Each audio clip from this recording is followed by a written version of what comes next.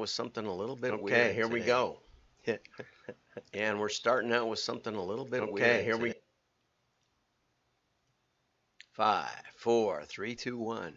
I'm John Miglosh for the WDMA. We're going to be talking about RFM today. And it's been a long time since I've really talked about this. And I'm going to blame it on David Foley, who's been probing me about how you really should be looking at customers. And he forced me into a breakthrough yesterday, thinking about what I've been focusing on for a 40-year consulting career, and how I turned around over 30 companies in different ways, changing their valuation, multiplying their valuation, and oftentimes selling, letting their owners sell for millions. Anyway, let's get over into it. First, let's watch this USPS commercial. What's going on? Well, we ordered a gift online, and we really need to do something with it. I'm just not sure what. What is it?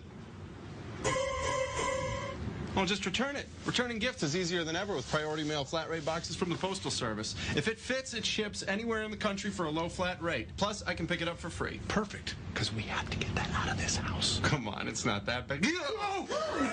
Oh yeah, that's got to go. Priority mail flat rate shipping starts at $4.95, only from the Postal Service. Okay, so we squeezed the Postal Service in, which was included in my collection of the top 15 weirdest commercials of all time.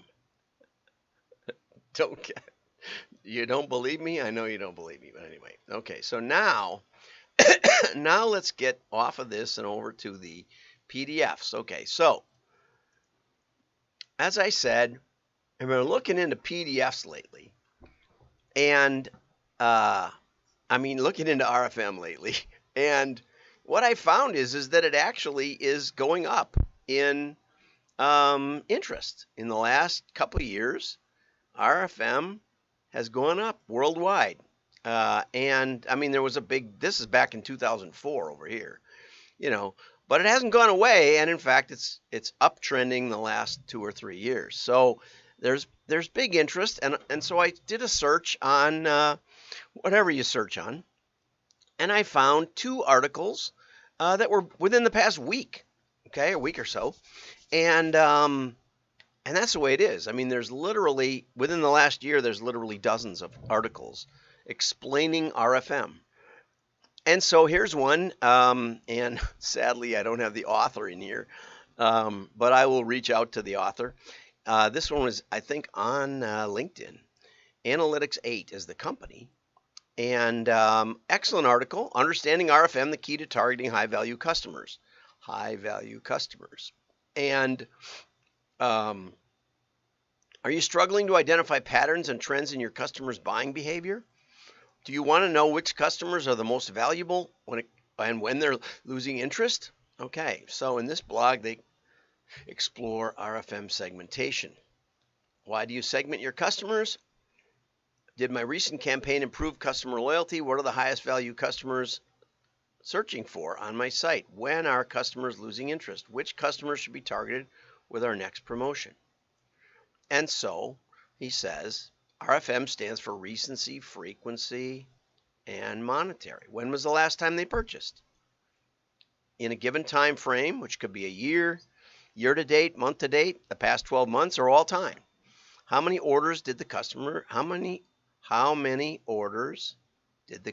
place? Absolutely right. Monetary value, what's the financial value of this customer? And there's a lot of ways to think about that, okay?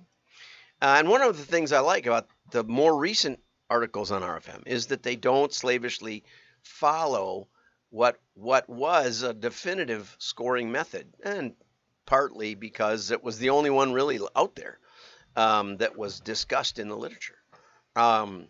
So you already have the data, you have quick implementation, and you have maximum customization. You can always change it, although most of those get sort of fixed over time, and sometimes they get cast in stone and really goof up a company.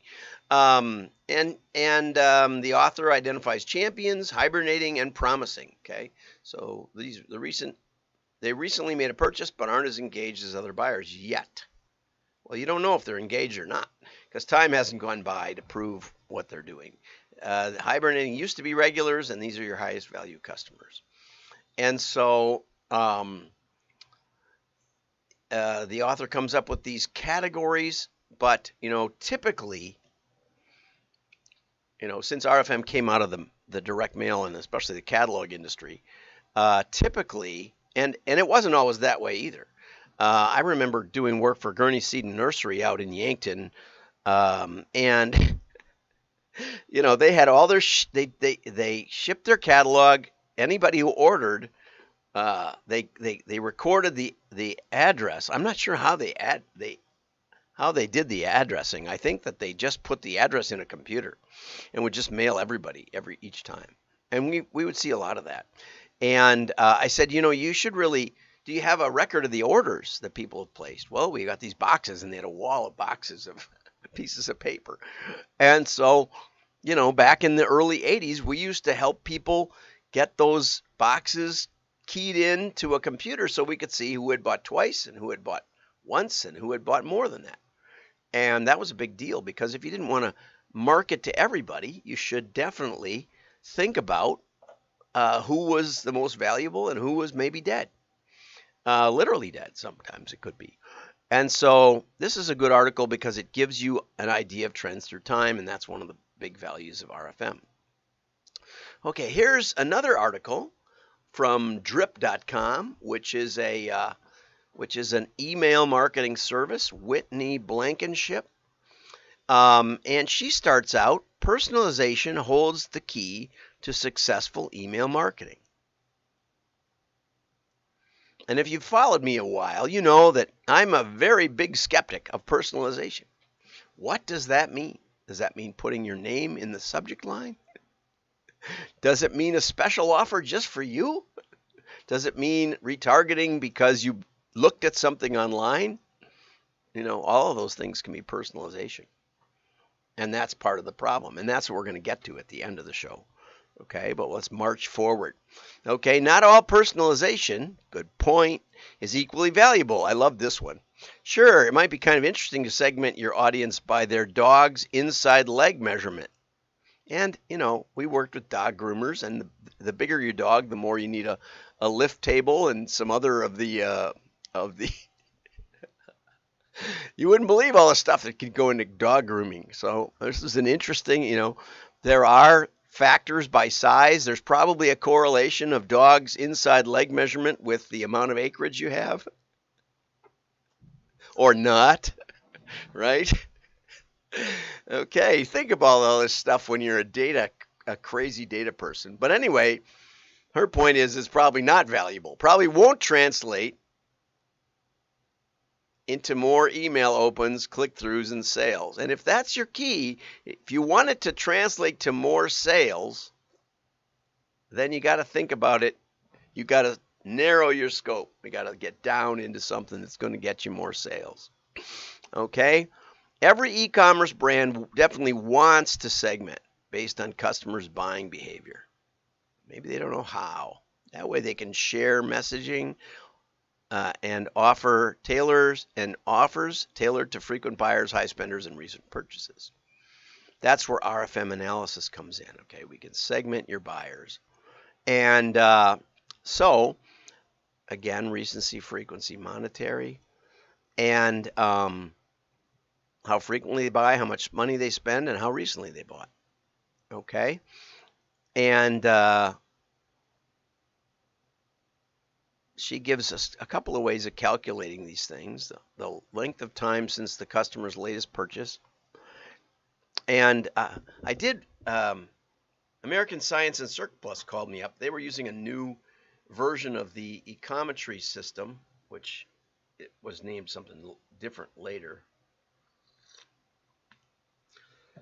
And when they had recoded it to go on to Linux, to move off the HP 3000, I think, which is like a machine from the 60s. When they recoded it, the programmer, the frequency, the more the more often somebody spends, the higher their score. Monetary, the more money they spend, the higher their score generally. In recency, the more days or weeks since their purchase, the programmer made the score higher. So they thought they were pulling the most recent buyers, and they were actually pulling the dead buyers from years and years and years ago who hadn't bought since. It almost put them out of business, second or third time they did it. And they called us in, and then we explained to them what had happened. So these aren't trivial, and they aren't obvious. And you better make sure that you get them right, because you can put yourself out of business in a very short time. And I'm trying to see. Whitney says you might need 12 months of transactions. We never use less than 5 years. Never, ever. And some of our clients in the past have used recency scores out and regular mailings to 10-year-old buyers who hadn't bought since, and it had been mailed every 6 weeks for 10 years. So whatever that comes to. 8 catalogs a year and times 10 years, 80 catalogs, and they hadn't bought. Okay, but it depends on your business. It was business to business, and one customer could be worth $40,000. So maybe it did make sense. It was a very profitable company, very well run, sold for $80 million, or something like that. Okay, so different ways to score, and and then Whitney gets into a bunch of combinations. 111s, which I like, which are the people who haven't bought lately, didn't spend much, and only bought once.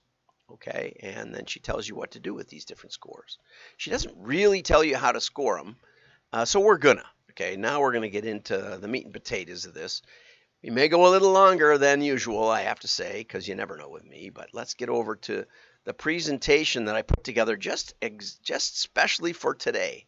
Okay, and it's from some of my material that I've used over the years. I've been working on a 3rd edition of my book, and I've been trying to figure out, a lot of the first edition was all about this machine learning stuff. And machine learning can be very, very valuable, but it's not the only thing that's valuable. Sometimes it was just walking around that helped customers. Other times it was offers, products, and personalization. And sometimes it was new markets, new customers, new prospects, and whole new industries that could pop up out of what they were already doing. And oftentimes this led to this, and sometimes this led to that, and sometimes this just worked on its own. But they all interchangeably work. But I think actually you start with this and you go work your way down.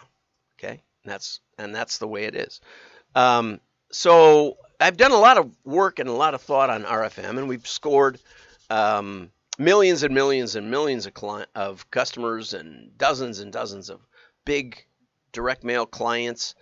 And when we started, I was told, well, you make your customers into equal groups, and so on frequency, you'd have a fifth of your customers that bought once, another fifth that bought once, another fifth that bought some once and some twice, and then more, and then really a lot more. And the problem with that is that if you work that out and look at how the sales per customer, and this is from actual data, this is from actual customer data that I summarized. If you look at the top customers that have bought a lot of times, they contribute almost 60%. It was like 58.7% of all the sales life to date. The fours, which are again based on frequency, or it could be on monetary even. It doesn't matter. You get 4 nice equal groups. The fours contributed about 20%. The threes about 15%. These about 5%, and these actually were 2%. The ones, in spite of the fact that they were 20% of the customers, only contributed 2% of the sales. Okay, so this equal groups thing is maybe not the best. And here's another portrayal of the same data, where the fives have all the orders, sales, and margin of that company for the last few years. the 4s are about equal in terms of the number of customers and the orders, sales, and margin. And the 1s are, they have a few orders, but they don't have much in sales and margin. Okay, so that is a problem, because here's where all your interesting data is, and here's where you got no sales. So we said, okay, well, maybe let's score them differently. And I think this is out of order. Let's score the 1s, the one-time buyers, all with a 1, the two-time buyers all with a 2, and then let's divvy up these by the number of orders they placed. And so the 5s have bought, in this case, a third of the orders, summed up. The 4s a third of the orders, and the 3s a third of the orders. And you get these wonderful little breaks. And there's a lot of ways there. We did algorithms mainly for speed. But what you get then is you get the customers, you get the really good customers that are contributing 20% of, this is for monetary actually, 20% of sales. Are they equal? They're not exactly equal, so it probably is frequency score. So here are the one-time buyers, and they're worth even breaks. Okay, we're grouping the sales, which means if the sales are about equal, 20% of sales in each group, but you get almost 60% of the customers now have 1 score. Okay, does that make sense? And the best customers that actually produced probably 20% of the orders and a little higher percent of the sales, because oftentimes they buy bigger orders, let's say 23% of the sales, those are only a couple of percent of the customers. Okay, and we found that was really a better illustration, because you could focus more energy on the 5s. And this is what David and I have been talking about as we go through. Okay, but another issue is, no matter what customers we've ever scored that way, we find that the vast majority of their file is 111s, as Whitney mentioned. Okay, and you might get some two-time buyers, or some who would spend a little money. They aren't all at the back, but the very best buyers are very, very, very few.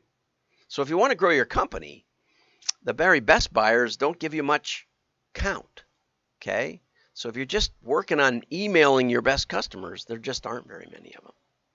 Or you could start to try to figure out how to split up the 111s, maybe by what they bought, maybe by the kind of neighborhood they live in, maybe by the number of times they visited your site. You can take a lot of data and find people inside of here, and that's why machine learning and AI can work wonders if you have enough customers. Okay, but if you market to them equally, which the e-commerce companies tend to do, and even the catalog companies sometimes do, you can easily have your marketing costs be very, very low. This is the sales for those best customers. 5, 4, 3, 2, 1. I'm sorry, I have A, B, C, D, E. This is from an old segmentation system that I built actually for one of my very first clients, Amoco Oil. And we did a bang-up job for that. But anyway, when we started looking at it, we saw that there were some customers that were worth very, very much money, but their marketing, which was kind of random at the time, we started by analyzing their sales force and found that there was no clear relationship between the number of sales calls made on a customer and the amount of money they spent. They just divvied up the territory. So anyway, so you got a very low marketing cost for these because there's a small number, and the very, very high marketing cost for the 111s. If you try to do anything to them, you can easily take up all your marketing budget, which generates a graph like this. Okay, so here we have the number of customers. We have those really good customers, and here we have the 111s back here. And here we have the amount of sales, as we've already illustrated, once we go to that sales-based, behavior-based modeling or scoring. And the danger is the percentage of marketing. Does the percentage of marketing follow the percentage of customers, or does it follow the percentage of sales? And that's a lot of the magic. When I look back at that pyramid and I think about how have I really impacted the most customers, helped them dramatically grow sales or the number of customers or that sort of thing, it's by getting this marketing mix matrix in balance. What's wrong with RFM? Well, if you only focus on the best customers, it cuts circulation and kills growth. If you try to break up the worst customers, then you need more data. You need to figure it out. You need probably an analytics system to make sense of it. So that's enough for today. We just made it around 20 minutes, so that's about my goal every day. So I hope you enjoyed that. I'm thinking of putting together a special, probably 1-hour session on RFM and the combination of RFM with the Pareto principle, because I've never seen it not be true. Never. You know, when I started working with Amoco Oil, I was told if you looked at the list data, all gas stations had 8 employees or something.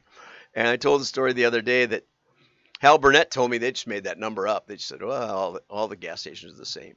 But when I actually looked at the data, those truck stops on I-80 accounted for a lot of the purchases. They pump a lot of gas and they use a lot of tires, batteries, and accessories, which was the division of Amoco I was working for. So even in gas stations, the 80-20 holds. And the question is, are you tying your effort to the value and the potential of your customer segments? That's real personalization. And maybe we'll do a follow-up on this, or that 1-hour special where we talk about the kind of offers that make sense. And the first probably principle will be, don't just have one kind of customer contact method. Do better for your better customers. Have a great day. I hope this made you think. Like and share. Your friends will know you're smart. Bye-bye.